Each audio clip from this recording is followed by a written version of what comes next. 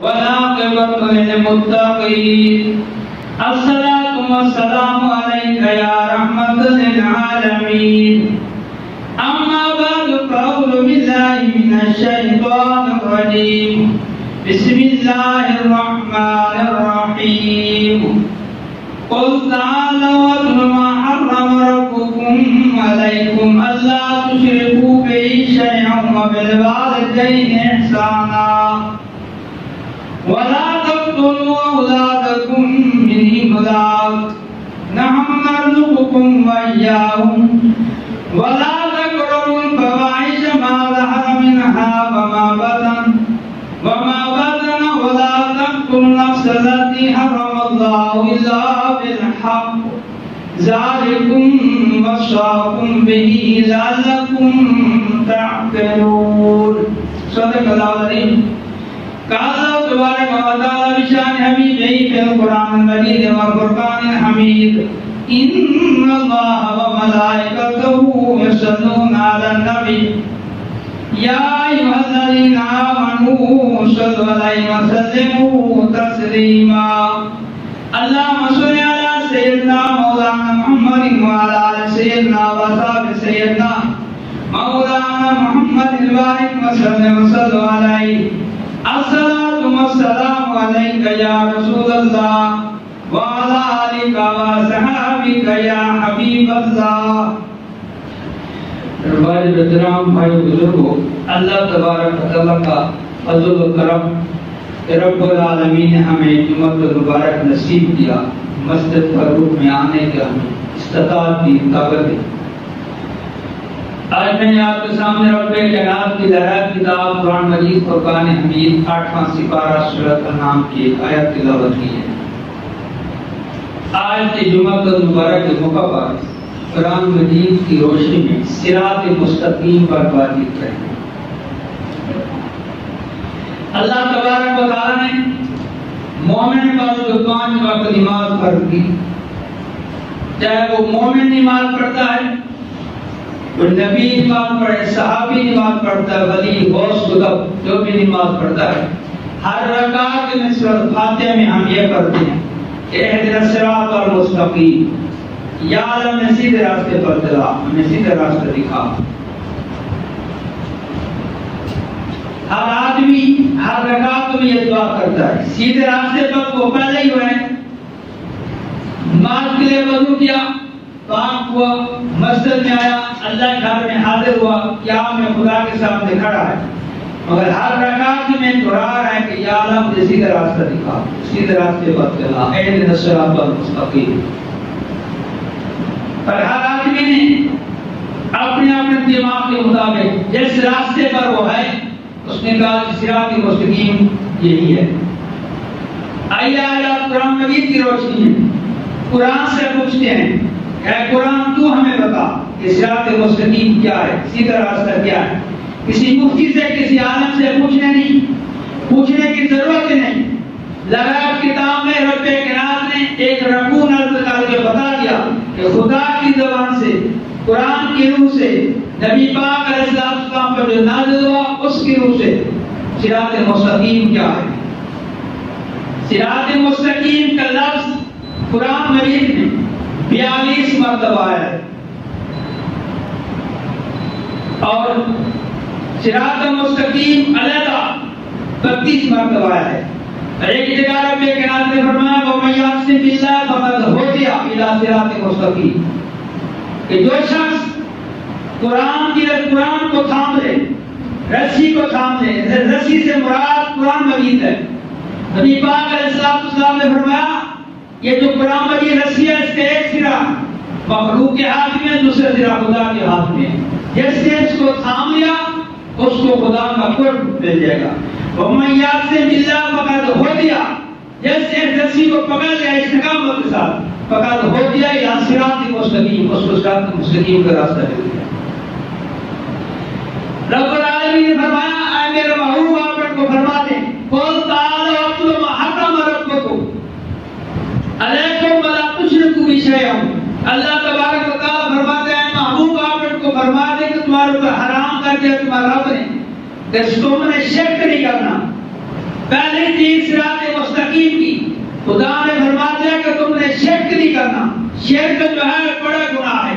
ان الشرک لظلم عظیم.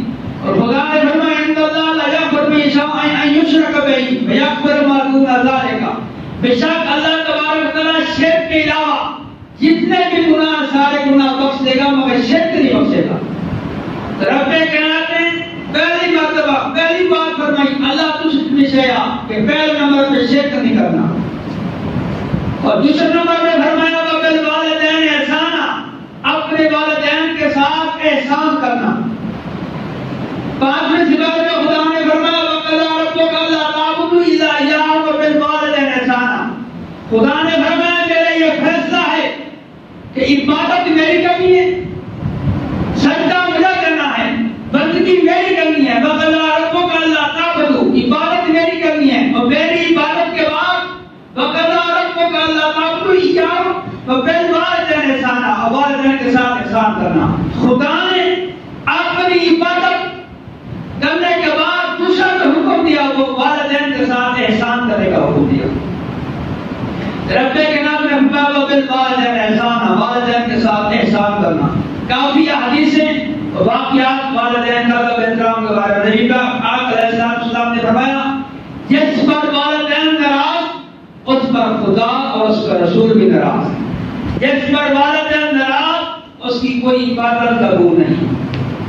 نبی پاک علیہ السلام کے دور مبارک میں ایک شخص بیمار ہو گیا، قریب المرگ ہو گیا، سکرات آ گئی، موت کا وقت قریب آیا، مگر صحابہ کرام کی کوشش کے باوجود کلمہ نصیب نہیں ہو رہا تھا، خاتمہ ایمان پہ نہیں ہو رہا تھا. صحابہ کرام نے آ کے بعد نبوت اعلان کیا اللہ کے رسول فلاں آدمی بیمار ہے، سکرات لگی ہوئی ہے، ہم کوشش کرتے ہیں خاتمہ ایمان پہ ہو جائے مگر اس کے زبان پر کلمہ نہیں آتا. صاحب نبی پاک علیہ السلام نے جیل صحابہ کرام حضرت مرتضی حضرت بلال رضی اللہ عنہ اور صاحب تین صحابہ کے بیٹی بنا کر اس بندے کے پاس بھیجا، کوشش کی مگر کلمہ آیا.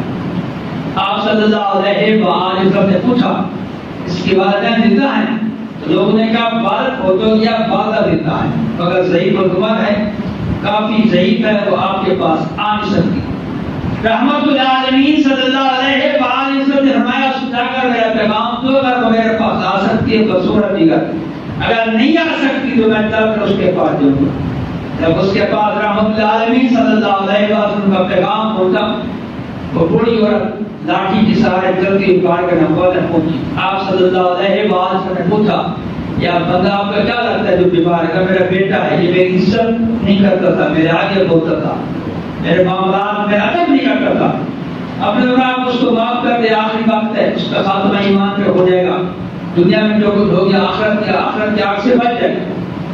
عورت سے انہوں نے مانے کا میں نے اس کو معاف کر دیا، میرے ساتھ یہ کیا، میرے ساتھ یہ کیا، مختلف باتیں شروع کر دی. نبی پاک علیہ السلام رحمۃ اللہ علیہ صلی اللہ علیہ وسلم نے فرمایا صحابہ کرام میرے سامنے آگ جلا اور غالب کو اٹھا کر دنیا کی آگ میں ماں تھی، ماں کا کلیجہ تھا. کہا میرے سامنے میرا بیٹا دنیا کی آگ میں جلے، یہ نہیں ہو سکتا. آپ صلی اللہ علیہ وآلہ وسلم نے فرمایا جب تو اس کو دنیا کی آگ نہیں دیکھنا چاہتی بلکہ آخرت کی عذاب میں تو اس کو ڈالنا چاہتی ہے. آپ نے فرمایا آپ اس کو معاف کر دے. صحابہ کہتے ہیں جس وقت بار نبوت میں سورت نے معاف کیا، اس والدہ مبارک نے معاف کیا، اسی دم میں اس کے منہ پر زبان پر کلمہ ہو گیا، اس کو اپنا ایمان پر. اتنا ماں باپ کا ادب. ملک روم کا ایک بادشاہ تھا، حکایات میں آتا ہے تفسیر میں، وہ بادشاہ تھا، ساری دنیا اس کتابیں تھی، حاکم اس کتابیں تھی. اس نے کہا یہ قرآن مجید میں آ رہا ہے، بڑے زمانے سے ہم سو رہے کہ اولاد ہے تو والدین کا حق بھی ادا کر سکتے. میں بادشاہ ہوں، باقی میرے دعوے میں آپ کی والدہ کا حق ادا کرتا ہوں. اپنے نوکر خادموں کو بلایا، میری ماں جو کچھ کہے، جو آرڈر کرے، جو چیز مانگے اس کو حاضر کیا کرو. چاہے غیر موسمی پھل مانگے، موسمی پھل مانگے، جب جو چیز کہے تو میں حکم ہے جہاں سے لے کر میری والدہ کی ہر خواہش پوری کرتی. بادشاہ کا حکم دے دیا، وزیر مجھے سارے بھیجے لا کر جو ماں کہتی. کچھ عرصہ گزر گیا، پھر بادشاہ کے آلہ جا کر ماں کو کہا کہ ماں میں تیری ہر خواہش پوری کی ہے، جو کو تو نے مانگا ہے، جہاں سے وہ چیز ملی ہے میں نے وہ چیز تیرے سامنے حاضر کری ہے. اب تیرا جو میرے پیروں پر حق تھا نا وہ حق ختم ہو گیا. وہ رات راستے یاد کر جب سردیوں کی راتیں ہوتی تھی، یہ تو پانی پاک تھا، چھوٹا پیشاب پڑتا تھا، پانی وہ ناپاک ہوتا تھا، گیلے بستر پر خود گیلی جگہ پہ سوتی تھی، مجھے خوش جگہ پہ سلاتی تھی، اس لیے میں نے تم نے ایک رات کا بھی حق ادا نہیں کیا۔ اور بادشاہ نے جملہ لکھا، اے لوگوں یہ قیامت تک بھی کوئی اولاد والدین کا حق نہیں ادا کر سکتا۔ خدا نے فرمایا فقضى ربك الا تعبدوا، اس نمبر پہ فرمایا وبالوالدین احسانا، تیسرے نمبر پہ فرمایا ولا تقتلوا اولادکم من املاق، اپنی اولادوں کو بھوک کی وجہ سے ناحق قتل نہ کرنا۔ پہلے زمانے میں لوگ اپنی اولادوں کو بھوک کی وجہ سے قتل کر دیتے تھے، اب بھی ہے۔ اللہ تبارک تعالیٰ نے فرمایا صراط مستقیم یہی ہے کہ اپنی اولاد کو ناحق بھوک کی وجہ سے قتل نہ، یہ نہ سمجھو کہ اس کو رزق کہاں سے ملے گا۔ وَنَرْزُقُكُمْ وَإِيَّاهُمْ، ہم نے تمہیں بھی رزق دیا پھر تم اپنے پیدا دینے کو بھی دے گی۔ تو بھوک کی وجہ سے رزق کی تنگی ہو جاتا ہے، اولاد کو تنگ کرتا ہے۔ وَلَا تَقْتُلُوا أَوْلَادَكُم مِّنْ إِمْلَاقٍ، نَحْنُ نَرْزُقُكُمْ، ہم نے تمہیں بھی رزق دیا، وَإِيَّاهُمْ، ان کو رزق دیا دینے کے لیے ہم نے پیدا کیا۔ تو اچھی بات صراط مستقیم کی۔ وَلَا تَقْرَبُوا الْفَوَاحِشَ مَا ظَهَرَ مِنْهَا وَمَا بَطَنَ، رب العالمین نے فرمایا وَلَا تَقْرَبُوا الْفَوَاحِشَ، فاحش کام کے قریب ہی نہیں جانا۔ ایک ہے غلط کام کرنا، زنا کرنا، غلط کام کرنا، بدی کا کام کرنا، بوائل کرنا، مگر خدا فرمایا صراط مستقیم یہ ہے وَلَا تَقْرَبُوا الْفَوَاحِشَ مَا ظَهَرَ مِنْهَا وَمَا بَطَنَ، کہ فاحش کام کے قریب بھی نہیں جانا، مَا ظَهَرَ مِنْهَا وَمَا بَطَنَ، چاہے وہ ظاہر ہو یا باطن، چاہے وہ پوشیدہ ہو، کوئی دیکھ رہا ہے یا نہیں دیکھ رہا۔ تو زنا ہے، زنا کرنا رہا دھرتی کا، رب کے نام دربارے تو زنا کی قریب بھی نہ جاؤ، جو زنا کے مصائب ہے، جو زنا کے سبب ہے، جو زنا کے حالات ہیں، ان کی تم قریب